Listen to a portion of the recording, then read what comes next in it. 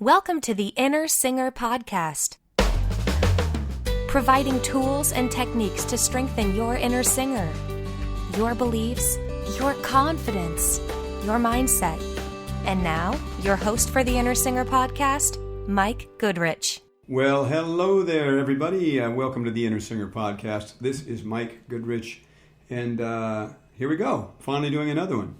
I miss doing these, and I have had a lot of ideas lately.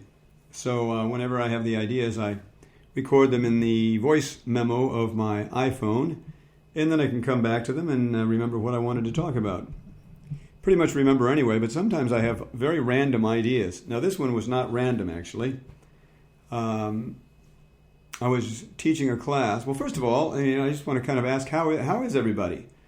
I know you can't really answer me so that I can hear you, but you can virtually tune in for a second and kind of feel into how you are and how you're doing, and hopefully you're doing very well and having a chance to sing and enjoy that. But kind of reflect on how you're doing now as you take the time, which I appreciate, to listen to this podcast and sort of settle in, whether you're driving or whatever you're doing. If you're driving, don't settle in too much. But if you're just sitting around relaxing and listening, then settle in, relax. Maybe you're walking, maybe you're at the gym. I hear people do a lot of things when they're listening to these podcasts, and it's in 80 countries now, over 80 countries actually. Isn't that wild? The internet, the power of the internet is just absolutely staggering. And I don't promote this in any way. That's as they say, that's my bad. But I am going to start promoting it. I've gotten some wonderful feedback from all of you, and so I think it's time to start getting it out there a little bit more, and it's time for me to start doing more of them. And to that end is episode number 61. Now, I say this very often, that this is going to be a little bit of a shorty, and then I look down and 20 or 30 minutes have gone by. But my idea is to make them shorter and more often, rather than trying to cram so much in. Just to give you ideas, thoughts, things to reflect on, insights that I have, because I spend a tremendous amount of time with all this stuff. And, actionable things, too, that you can take and do. I'm trying to be in on the cutting edge of the latest research in a lot of these things. And I'd like to share that with you, my perspective, and then from the research standpoint. So, anyway, this right now is going to be from my perspective. It was a fun insight that I had. The other night, I taught a class in Los Angeles to women.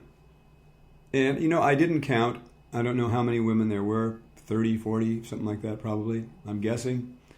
And, we limited it to women because the title of the talk, actually, was something like How to Nail the Money Notes, or something like that. And, I was thinking about that a lot. When I originally chatted with the person who was putting on the event, I was trying to come up with an idea, a title, what should we talk about? And we kind of discussed technique, because I've done inner singer stuff there, and I've done performance stuff, I've done technique stuff, and so I thought about that, and I thought, let's do the money notes. Let's help these women really get into their high notes and nail those. Everybody wants to do that. Everybody wants great high notes, and let's focus on that and have some fun. Because that's certainly one of my specialties. And so we decided we'd go for that. So anyway, that to me really demands zero preparation on my part. It's not that I really prepare anyway, ever, but my feeling about that is not that I don't prepare, it's that I constantly prepare. I've been preparing for probably the better part of 30 years to go up, on a stage in front of people and do that kind of thing interactively and get people up on the stage. Men or women, it doesn't matter. And, preparing for the inner singer stuff, performance stuff, I'm always preparing. So if I have an event that I need to speak at, then I figure I'm always in preparation mode. I think the thing that would throw me a little is if I had to do a TED Talk and, talk for 12 minutes. That I'd have to give some thought to. But getting up there and talking for 2-3 hours is nothing. But anyway, on the way to the event, I was thinking about money notes. And, I've always thought of money notes probably like you have. And if you haven't thought of money notes are generally thought of as high notes. The ones that people will pay money to hear you sing. The big note at the end. The big giant Beyonce note, or the Bocelli note, or the Celine Dion note, or the big note in musical theater, or the high note in the aria. All of that. Those are all referred to as the money notes. And so that's what I was thinking I was going in to teach. And of course I did, obviously, because that's what people thought they were coming to hear. So I wanted to do that, which I did. And it was a lot of fun. But as I was thinking about the money notes, I really was reflecting on that on the drive-in. And I thought, what are money notes really? I mean, what are money notes? Are money notes just really high notes? Because a lot of people have great high notes. And then it occurred to me, well, money notes for a particular individual are really the notes that they show up in. So let me just repeat that. This is the way I look at it. Money notes for you, for me, for any singer are the notes that they actually show up in. They allow themselves to authentically be present in. They reveal who they are through those notes. Does that make sense? It made a lot of sense to me as I was thinking about it, because I've always thought of money notes as being high notes. And I have always been, all my life as a singer and a teacher, high note happy. It's like, I got to have the high notes myself. I'm really passionate when I sing. I want to be able to sing the high notes. I want to teach the high notes. The high notes are the most fun to teach sometimes.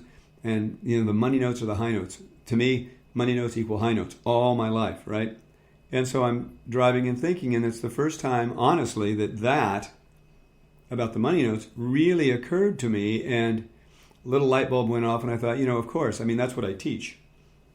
That's the whole inner singer approach, is that it's all about that.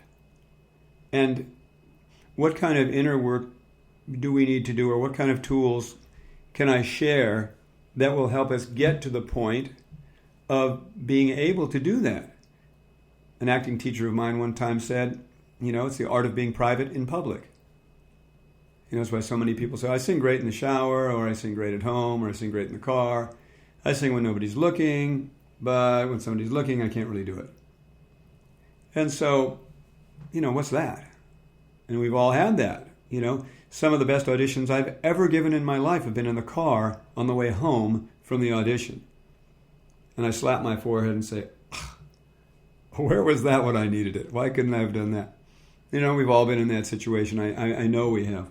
If you're listening to this podcast and drawn to anything that I do, and you've probably been in that situation too if you've auditioned or performed, it's like, oh my gosh, where was that when I needed it, right?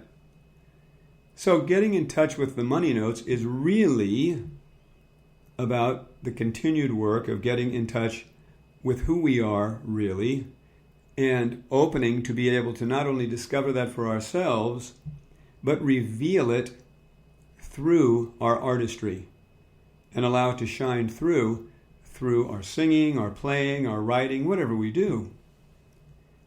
And then every note you sing becomes a money note.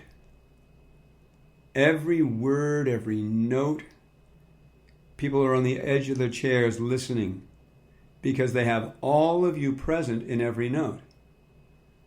You're not just a talking head with good high notes. And so they sit back and they're kind of bored until you finally get to the high note, and it's like, wow, that was a great high note. No, it's compelling, and you're riveted, or they're riveted to you, right? I had an experience that I'll share. I'm sure, if I haven't shared this in the podcast, I don't know why, but I may not have. It's just popping into my mind now. Years ago, before I was married, I was teaching a lot of people in a performance class. If you've listened to my podcast, you all know that I met my wife in a performance class. And at the time I was teaching, it's a singing performance class. I was teaching, a lot of people in the class, actually. And it was kind of odd to join, but my desire to perform at that time was much greater than my fear of making a fool out of myself in front of my students. So ultimately that luckily did not happen. But it happened a few times, but nobody thought me the fool. They thought that I was very courageous to get up and take risks, and they don't, of course, they don't always work, right? But anyway, the first time I ever audited that class to see if I was interested in taking it, I had heard about this fellow, my buddy Jay, who he went on to be a good friend of mine, Jay. And terrific singer, had been on Broadway in falsettos. And everybody's talking about Jay. He's got this big voice, really dramatic, really loud, and he does all these big dramatic things. And so I'm thinking, this is going to be great. I get to hear Jay. It's going to be awesome. So I'm sitting there and, auditing it. Jay gets called. He goes up. He kneels down on the stage. And he sings a song. It's not high. It's not strong. It's a song that he would be singing to his son. And absolutely gorgeous. Beautiful song, beautiful lyric. And he was totally present, as Jay usually was when he sang. Just totally present. And it just completely blew me away. Wasn't a loud note in it. Wasn't a high note in it. And Jay had totally won me over. I thought, this guy is amazing. And he and I went on to be great friends for a long, long time. I haven't talked to him in years, but he's somewhere with a theater company now, his own theater company, he and his wife, which is really, really cool. But anyway, I share that story because every note he sang that day in that class was a money note. But he wasn't singing the money notes I was expecting to hear. Nothing was loud, nothing was strong. So let every note in your voice be a money note. Let every note in your voice reveal who you are. With all of your flaws. Because if you're anything like me, you got a bunch of them. I got a ton of flaws. Let them show up. Let them show through. Be who you are. Don't try and be so perfect that you're trying to hold off until the big note that you think is going to show you off. Just be present with who you are. Let that show through. Let the authentic you show through. With all your flaws, just show up. There is a tremendous power in honesty. Just show up and be honest. Okay? Just try this on. The next time you're vocalizing or you're singing a song for yourself or you're rehearsing or whatever or you're performing, just try it on. Just say, I'm going to allow myself to show up. I am going to be totally present. And just let every note be a money note. Okay? Well, that's it for now. And as I look down, this has been a little shorter, and I'm glad, because if they're shorter, I can do more of them. And it doesn't take you so long to listen to them. So anyway, thanks for joining me. Try that on. Make every note a money note, okay? Have a great day, and I will see you real soon. Bye-bye. Thank you for listening to the Inner Singer Podcast. And please share this with all of your singing friends. And head on over to iTunes and subscribe. And if you found it of value, give us a nice rating. Thanks so much.